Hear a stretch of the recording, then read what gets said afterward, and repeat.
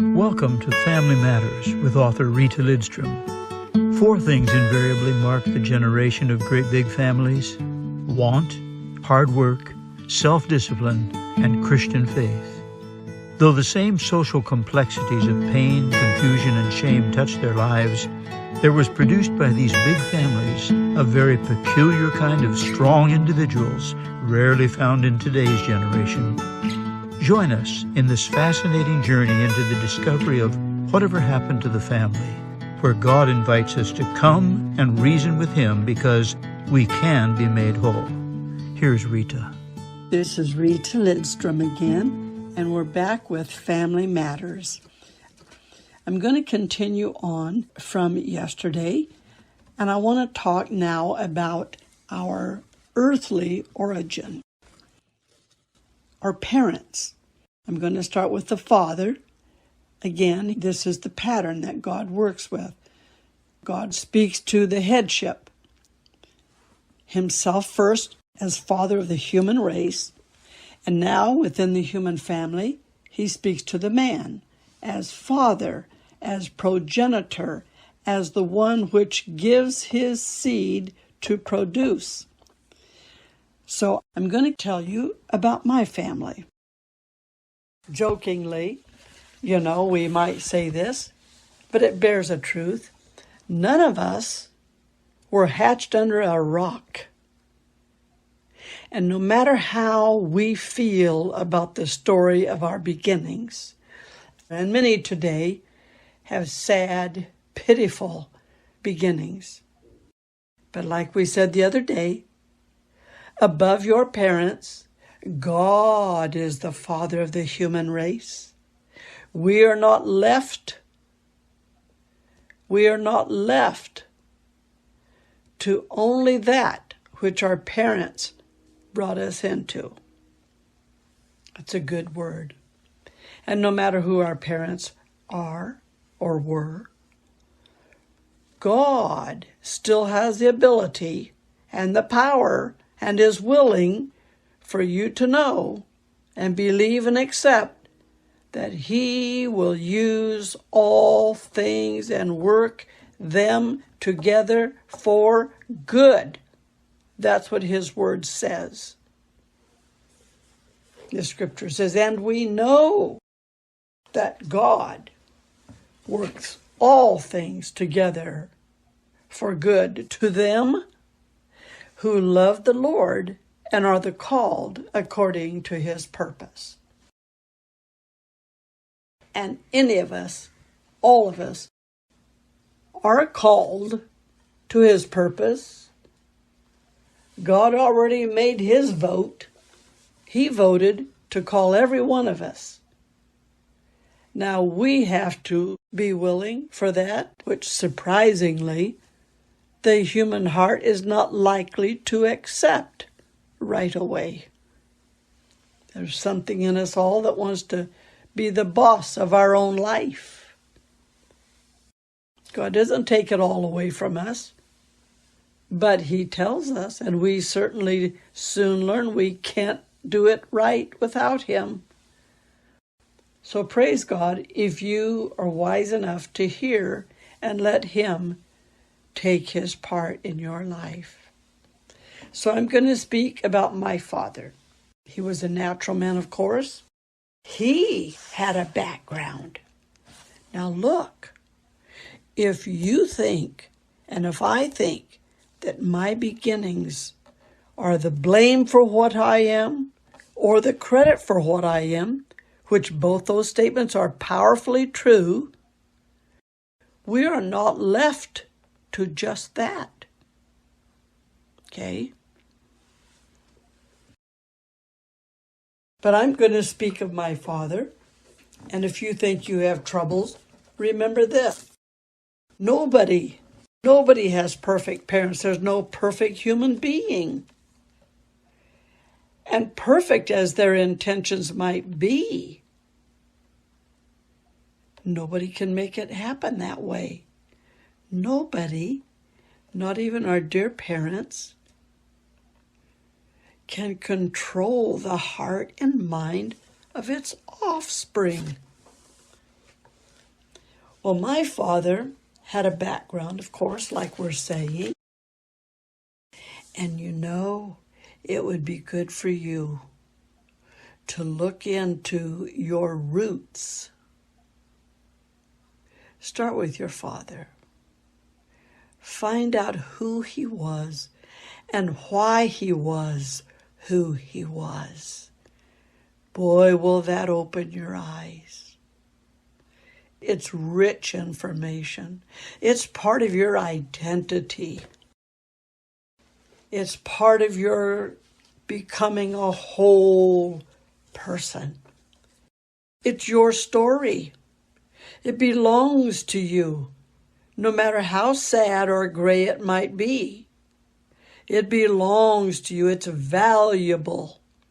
And you take it, look at it, bring it to God, and He will work all things together for good to those who love God and are the called according to His purpose. Now, friend, we're all called according to His purpose, but have we agreed to that? If we have, every hope in the world is yours in all these things. Well, my father had every dream that I've had. He was a young child, as your father was. Every dream, every hope, every plan, every fear, every unknown, every vulnerability, every need for parents. He had the same thing. He was born way back in 1911. His last name was Parker, as was mine growing up, single. That's an English name. His father had some English blood in him. And his father married a woman who had some Indian blood in her. So I qualify as a typical American. Americans are called, mixture of all the races. And so they are. So my father was born to poor people, and he was born in the state of Virginia. He was born in a small town called Dublin, Virginia, in 1911. Born to poor people. And he grew up not having everything he wanted. Very few people in that day did. There were more wealthy, and then a big separation, and then the poor people. His father worked in the fields of others' crops. He and his mother. And when the country had hard times everywhere, it was even harder on the poor. They scraped and scratched often for a meal. It was often very, very meager. My aunt, which of course would be my father's sister, says she remembers one time when all they had to take to school for a lunch was a cold homemade biscuit with lard spread on it. They didn't have meat to put on it. They didn't have all the fancy dressings and lettuce and tomatoes and onion and cheese and all the abundance that America has known in recent years.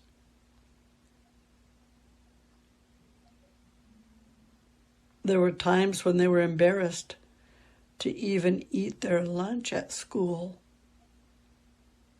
They had so little. So by the time my father was 12 years of age, a big thing happened in his life, and it happened for two reasons. Let me say here, children are very aware of who their parents are. More than what their parents say to them or tell them, the children are deeply observant. And when father goes to work and they're at home with mother, they observe their mother in ways and in things that the husband does not see or does not know. My father and his two sisters saw and observed and became acquainted with a way of their mother that made them ashamed and uncomfortable. Because children, they perceive fidelity or infidelity. Children know that parents should love one another. Children understand. They understand without any teaching. They understand that the two are meant for each other. They know there shouldn't be a third person in this love relationship. They just know that. God has written His order for the human race in our hearts, in our spirits. Which brings us to today. We're so far removed from that truth, but it happened through men writing books. It's called mind control. The Bible agrees and says this: as a man thinks in his heart, so is he. So the great appeal has always been for the minds of people. The great battle is for the mind of man. And by that, whoever wins the mind of a man wins his soul. And that is the eternal part. So these children, my father and his two sisters, as he grew up, observed that in the marriage there was a behavior that came out of the mother when the father was not there that made the children become disillusioned. Especially my father. He was the eldest, and he had a very sober, deep, thoughtful personality, and he had that kind of a mind. A young boy, a young man. Men are men, different than women, based upon one such powerful truth as this. They know they have in themselves a sense of leadership, of integrity, of oversight. Nobody had to tell them they were the head of the home. God put it in a man, even in a young boy. As he was growing up, he identified with concern and oversight for the home. Can you believe it? Yes. Boys still have it in them today. And so that stirring in my young father's little bosom, he became very grieved, deeply sorrowed and disappointed and hurt, because he observed and heard his mother's speech and saw her behavior with other men when his father was not there. Until his manly courage rose up in him as an 11-year-old, and finally he confronted his own mother in some of her misbehaving and said to her, "You will not do this or that," and held her by the wrists and pressed her against the wall. And a big, strapping boy that is tall and blessed with good genetics, good strong frame, has a lot of strength at nearly 12 years of age. As much as, and who knows, maybe a little more than an older mother who no longer has much strength and muscles and such. Anyway, on this day, he made his presence known as a boy that was becoming a man. And he demanded of his mother a right treatment for the daughters. And regarding the mother's immoral behavior with other men, he just privately grieved and knew that the day was soon coming he would have to leave home, so he would not see or have to face and be grieved with such things about his mother. Also, he had sensed that times were hard, that his father was having a hard time making a living, providing enough for them to eat, so that even his mother would join the father in the fields, working in the fields of farmers to put food on the table. Times were hard for the whole country. So he decided in himself he would be leaving soon, so that he would not have to rise up against his mother and get into matters too grievous for a mother and a son to be battling out.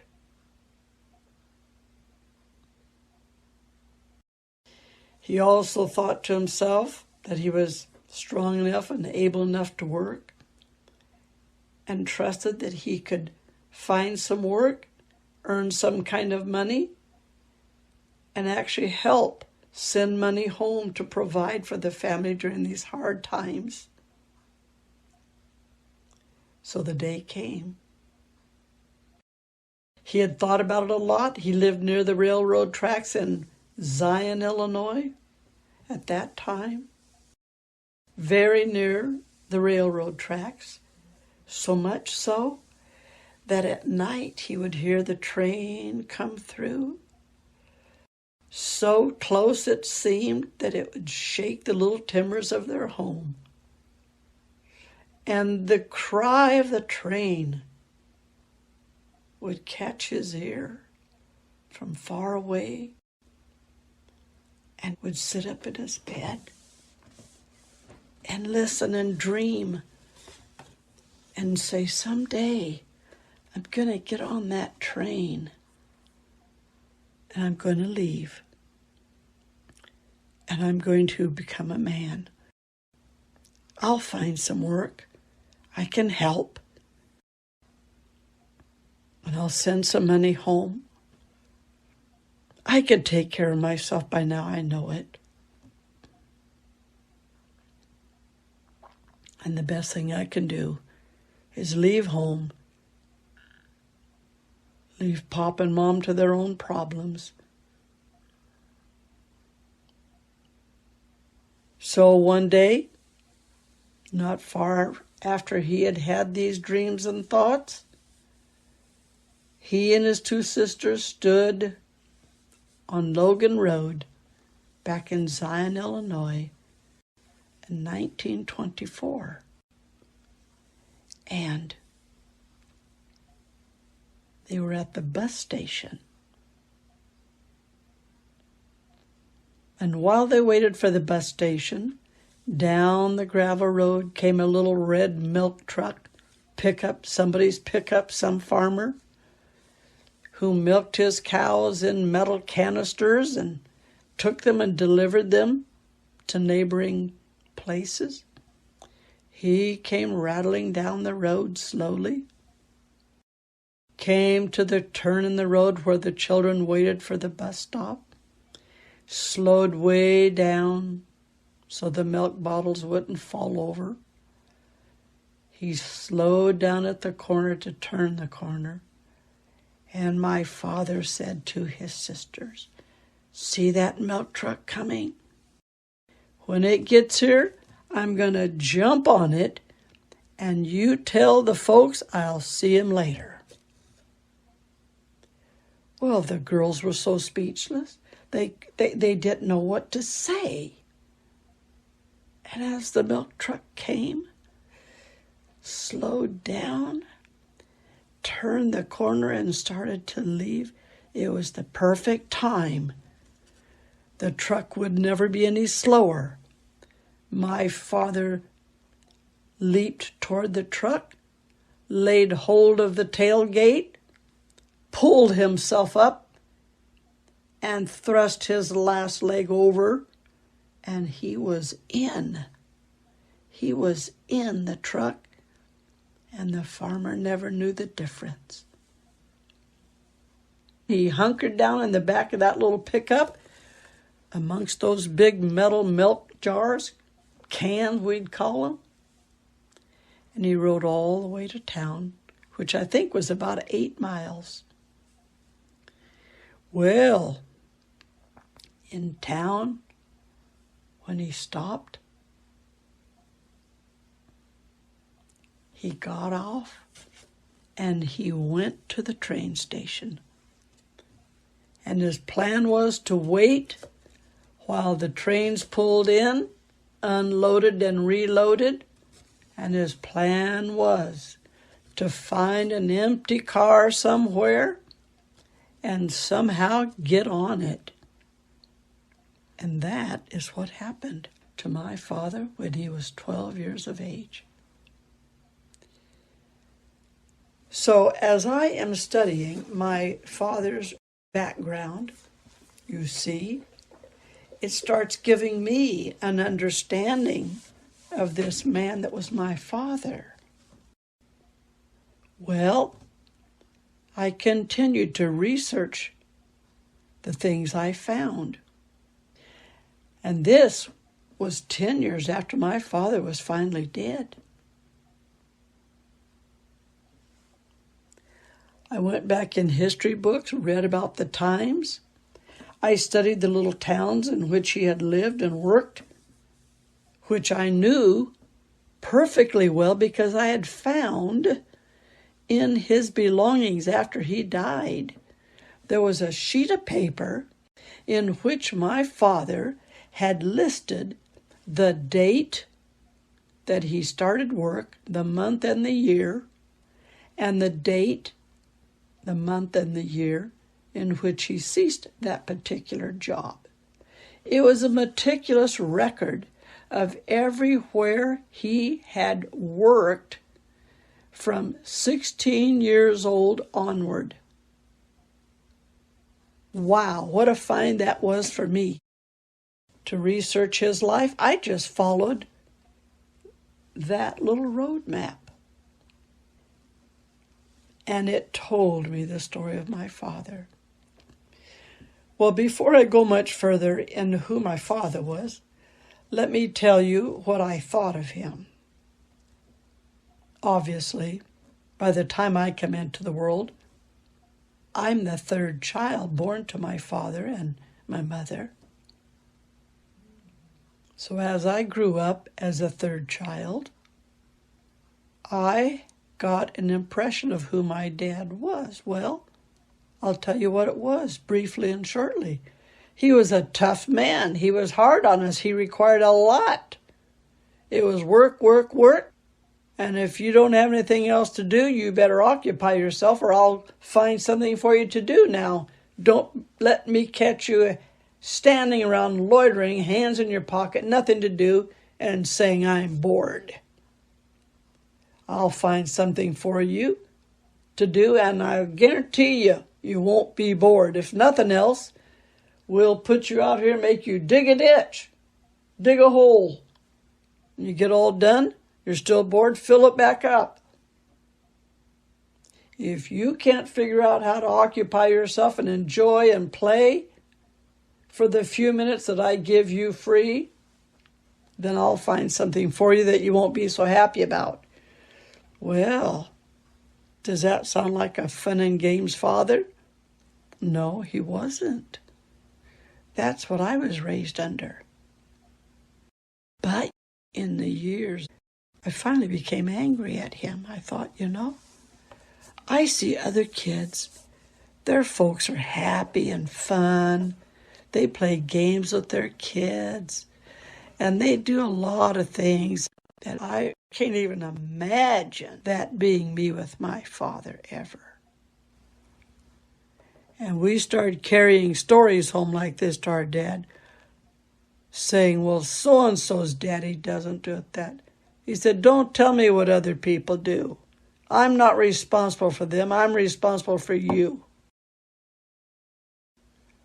See, my father and your father were working with what they had.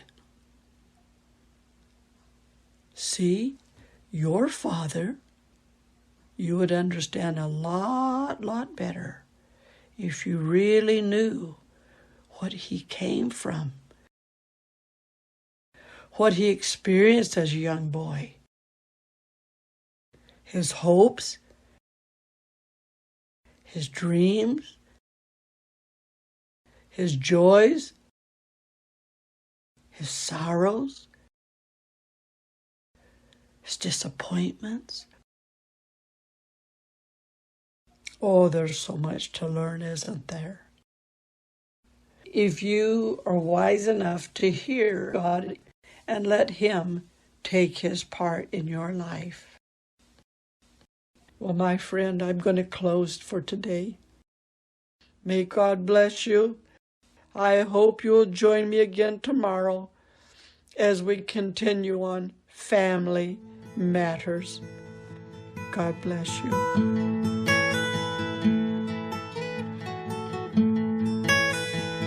When we talk about family matters, it's because family matters. Rita will be back again tomorrow, and you are invited to join her for more of Family Matters.